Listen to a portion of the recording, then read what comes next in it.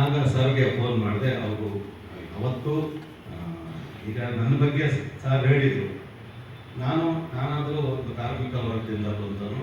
ಅದು ಇಲ್ಲಿ ಹಂಪಿ ಕನ್ನಡ ವಿಶ್ವವಿದ್ಯಾಲಯದ ಕುಲಪತಿಯಾಗಿ, ಜಾನಪದ ತಜ್ಞರಾಗಿ ನೂರಾರು ಕೃತಿಗಳನ್ನು ರಚಿಸಿ ಸಾವಿರಾರು ವಿದ್ಯಾರ್ಥಿಗಳಿಗೆ ಪಾಠ ಮಾಡಿ ಈ ಸಾಂಸ್ಕೃತಿಕ ಲೋಕವನ್ನು ಶ್ರೀಮಂತಗೊಳಿಸ್ತಾ ಮತ್ತೆ ವಿದ್ಯಾರ್ಥಿಗಳಿಗೆ ವಿದ್ಯಾರ್ಜನೆಯನ್ನು ಮಾಡಿದಂಥ ನಮ್ಮ ಈಚೆ ಬೋರ್ಲಿಂಗಯ್ಯ ಸಾರು ನಾವೇನಾದ್ರು ಫೋನ್ ಮಾಡಿ ಆಗಲಿ ಸರ್ ಅಂತಾರೆ. ನನಗೆ ನಾಚಿಕೆ ಆಗೋಗುತ್ತೆ. ಅವರಲ್ಲಿ ನಾವೆಲ್ಲಿ ಇದೆ. ಚಿದಾನಂದ ಮೂರ್ತಿ ಅವರ ಶಿಷ್ಯರಿಗೆ ಏನಪ್ಪ ಕೊಡುಗೆ ಅಂದರೆ ಈ ಸೌಜನ್ಯನೇ, ವಿನಯತೆ, ಸೌಜನ್ಯ. ಅದು ಚಿದಾನಂದ ಮೂರ್ತಿ ಅವ್ರ ಜೊತೆ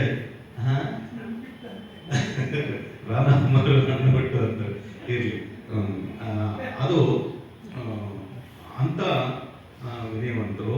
ಅಂಥವರು ಬಂದು ಈ ಕೃತಿ ಬಿಡುಗಡೆ ಮಾಡಿ ಅತ್ಯಂತ ಮೌಲಿಕವಾದ ಮಾತುಗಳನ್ನ ಆಡಿದ್ದಾರೆ.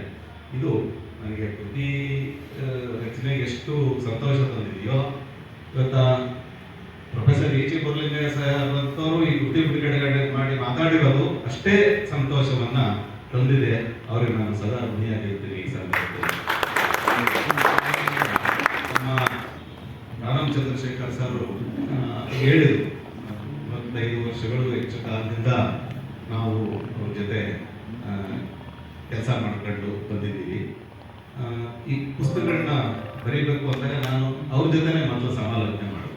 ಕೃತಿ ಆಗಿರಬೇಕು, ಎಂತೆಂಥ ವಿಷಯಗಳನ್ನ ಆಯ್ಕೆ ಮಾಡ್ಕೋಬೇಕು ಅನ್ನೋದೆಲ್ಲ ಸದಾ ಮಾರ್ಗದರ್ಶನ ಮಾಡ್ತಾ ಆ ಕೃತಿಯ ಬಗ್ಗೆ ಮುನ್ನುಡಿಯನ್ನು ಬರೆದು ಅದನ್ನು ಸಹಜವಾಗಿ ಯಾರೇ ಒಬ್ಬ ಓದುಗ ಪುಸ್ತಕ ಓದಬೇಕಾದ್ರೆ ಮೊದಲು ಮುನ್ನುಡಿ ಬರೆದವರೇ ಯಾರು, ಬೆನ್ನುಡಿ ಬರೆದವರೇ ಯಾರು, ಮುನ್ನುಡಿಲಿ ಏನು ವಿಚಾರ ಇದೆ ಅದನ್ನು ಓದಿ ಅದರಲ್ಲಿ ಏನಾದರೂ ಸ್ವಲ್ಪ ಸರಿ ಇದ್ರೆ ಮುಂದಕ್ಕೆ ಹೋಗುತ್ತೆ ಪುಸ್ತಕ, ಇಲ್ಲ ಅಂದ್ರೆ ಆ ಪುಸ್ತಕ ಪಕ್ಕಕ್ಕೆ ಆಗ್ತದೆ. ಇದು ಸಹಜವಾಗಿ ಓದಿನಲ್ಲಿರೋದು. ಅನೇಕ ಜನರು ಈ ಪುಸ್ತಕ ಬಿಡುಗಡೆ ಆದ ಪುಸ್ತಕವನ್ನು ಓದಿದಾಗ ರಾಮ್ ಚಂದ್ರಶೇಖರ್ ತುಂಬಾ ಮುಕ್ತವಾಗಿ ನಿಮ್ಮ ಬಗ್ಗೆ ಬರೆದಿದ್ದಾರೆ, ಕೃತಿ ಬಗ್ಗೆ ಬರೆದಿದ್ದಾರೆ ಅಂತ ತುಂಬಾ ಮೆಚ್ಚುಗೆ ಮಾತುಗಳನ್ನ ಮಾಡಿದ್ರು. ಅದು ನನಗೆ ಅತ್ಯಂತ ಸಂತೋಷವನ್ನ ತಂದಿದೆ. ರಾಮ್ ಸರ್ ಈ ಕೃತಿ ಕುರಿತು ಬಹಳ ದೀರ್ಘವಾಗಿ ಅನೇಕ ವಿಚಾರಗಳನ್ನ ಪ್ರಸ್ತಾಪಿಸಿದ್ದಾರೆ. ಬಹಳ ಅವರಿಗೆ ನಾನು ಅತ್ಯಂತ ಋಣಿಯಾಗಿದ್ದೀನಿ. ನಮ್ಮ ದೊಡ್ಡೇಗೌಡರು ಸರ್ ಸಪ್ನಾ ಬುಕ್ ಹೌಸ್ ಅಂದ್ರೆ ಅದು ಒಂದು ಕನ್ನಡ ಸಾಹಿತ್ಯ ಪರಿಷತ್ತಿಗಿಂತ ಹೆಚ್ಚು ಶೀರ್ಷಿಕೆಯ ಕೃತಿಗಳನ್ನ ಪ್ರಕಟ ಮಾಡಿ ಇವತ್ತ ಕರ್ನಾಟಕದಲ್ಲಿ ಅನೇಕ ಸಾಹಿತಿಗಳನ್ನ, ಕವಿಗಳನ್ನ ಇವತ್ತ ಒಂದು ದೊಡ್ಡ ವ್ಯಕ್ತಿಗಳನ್ನಾಗಿ ರೂಪಿಸೋದ್ರಲ್ಲಿ ಸಪ್ನಾ ಬುಕ್ ಹೌಸ್ ಪ್ರಮುಖ ಪಾತ್ರವನ್ನ ವಹಿಸಿದೆ. ನಾನು ಮೊನ್ನೆ ಕೋಲಾರಕ್ಕೆ ಹೋಗಿದ್ದೆ.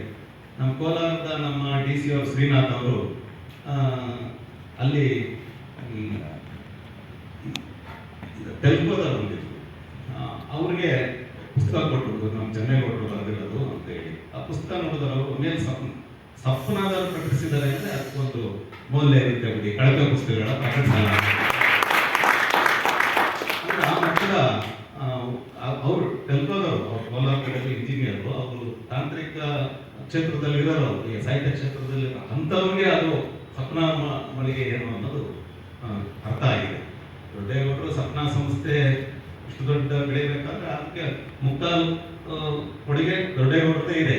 ನಮ್ಮ ಶಾ ಅವರು ಆರ್ಥಿಕವಾಗಿ ಚೆನ್ನಾಗಿ ಶಕ್ತಿ ತುಂಬಿಯ ಸಂಸ್ಥೆ ಕಟ್ಟಿರ್ಬೋದು, ಅದನ್ನ ಬೆಳೆಸೋದ್ರಲ್ಲಿ ನಮ್ಮ ದೊಡ್ಡೇಗೌಡರ ಪಾತ್ರ ಬಹಳ ಹಿರಿದಾಗಿದೆ. ಅವರು ನಾವು ಈ ಸಂದರ್ಭದಲ್ಲಿ ಗಮನಿಸಿ ನಮ್ಮ 2 ವರ್ಷದಿಂದ ಈ ನೆಲದ ಕುಸುಮಗಳನ್ನು ಅವರೇ ಪ್ರಕಟಿಸಿದ್ರು. ಈಗ ನಾಡಗಣತೆಗಳದು ಈ ಬಾರಿ ಹೇಳಿ ಪ್ರಕಟಿಸಿದ್ರು.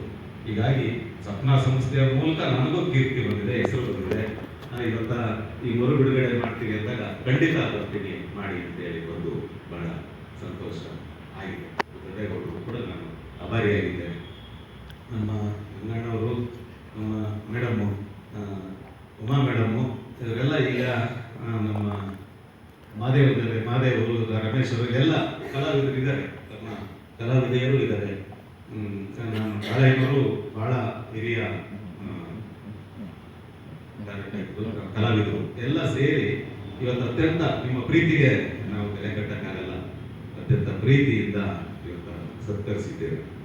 ವಿಶೇಷವಾಗಿ ನಮ್ಮ ಉಪೇಂದ್ರ ಸರ್ ಇಲ್ಲಿದ್ದಾರೆ. ಪ್ರೂಫ್ ನೋಡೋಕ್ಕೆ ಎರಡು ತಿದ್ದಕ್ಕೆ ಯಾರಿಗೆ ಕೊಡಬೇಕು ಅಂದಾಗ ನಮ್ಮ ರಾಮ ಸರ್ ಹೇಳಿದ ಉಪೇಂದ್ರ ಕೊಡಿ, ಅವರು ಒಂದು ಕಾಮ ಕುಲಿಸ್ತಾನು ಒಂದು ಇಲ್ದಾಗೆ ಹುಡುಕಿ ತುಂಬ ತಿದ್ದಿ ಮಾಡ್ಕೊಳ್ತಾರೆ ಅಂತ ಅವ್ರಿಗೆ ಕೊಟ್ಟಾಗ ಅತ್ಯಂತ ಪ್ರೀತಿಯಿಂದ 4-5 ದಿವಸದಲ್ಲೇ ಅದನ್ನ ಎರಡನ್ನ ತಿದ್ದಿ ಕೊಟ್ಟು ಅವರು HAL ಡೆಪ್ಟಿ ಜನರಲ್ ಮ್ಯಾನೇಜರ್ ಆಗಿದ್ದರು. ಅವರು ಅಷ್ಟು ಸರಳ, ನಮ್ಮನ್ನೇ ಸರಳ ಅಂದರೆ ನಮ್ಮಕ್ಕಿಂತಲೂ ಸರಳ ಉಪೇಂದ್ರ ಭಾರಿ ಅವರು ಆ ಮಟ್ಟದ HAL ಅಂತ ಭಾರತದ ದೊಡ್ಡ ಕಾರ್ಖಾನೆಯಲ್ಲಿ ಡೆಪ್ಟಿ ಜನರಲ್ ಮ್ಯಾನೇಜರ್ ಆಗೋದು ಸಾಮಾನ್ಯ ಅಲ್ಲ. ಅವರು ಕನ್ನಡದ ಅಭಿಮಾನದಲ್ಲೇ ಒಂದು ಪರ್ಮಿಷನ್ ಹೊರಟಾಯ್ತು ಅವ್ರಿಗೆ ಅಂತ ನಮ್ಮ ಸರ್ ತುಂಬಾ ಎಷ್ಟು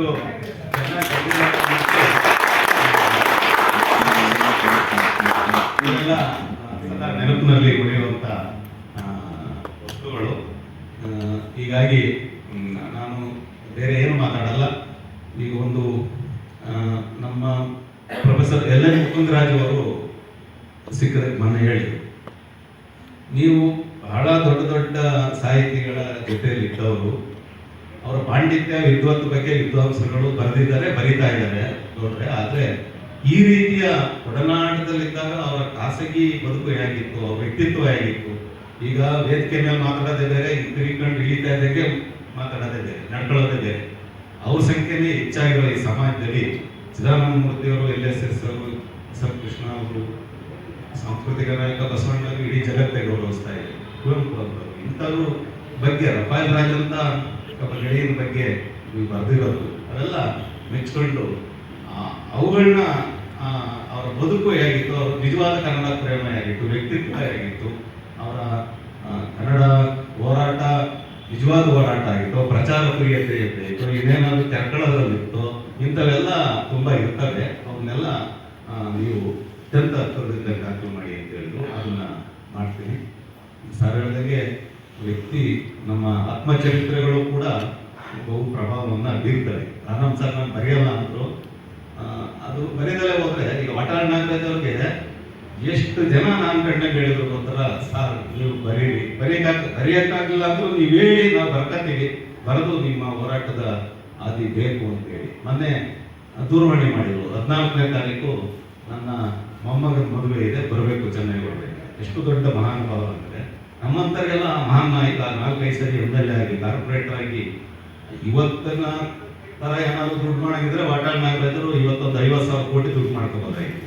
ಅವತ್ತ ಅವ್ರ MLA ಆದಾಗ ಇಲ್ಲಿ 1,000 ರೂಪಾಯಿ ಎಕರೆ ಸಿಗ್ತದೆ ಬೆಂಗಳೂರು ಸುತ್ತಮುತ್ತ. ಅಂತ ತ್ಯಾಗ ಮಾಡಿದ ವಾಟಾಳ್ ನಾಗರಾಜರು ಕರೆ ಮಾಡಿದಾಗ ನೆನ್ಕೊಂಡ್ರು.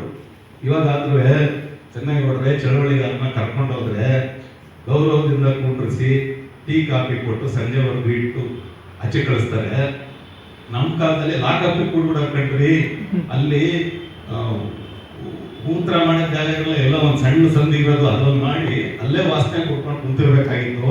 ಮಾರನೇ ದಿನ ಯಾರೋ ನಮ್ಮ ಪರಿಚಯದ MLAಗಳು ಇನ್ನೊಬ್ಬರು ಬಂದು ಬೇರ್ಕೊಟ್ಟು ಆಚೆ ಕರ್ಕೊಂಡ್ಬರೋರು.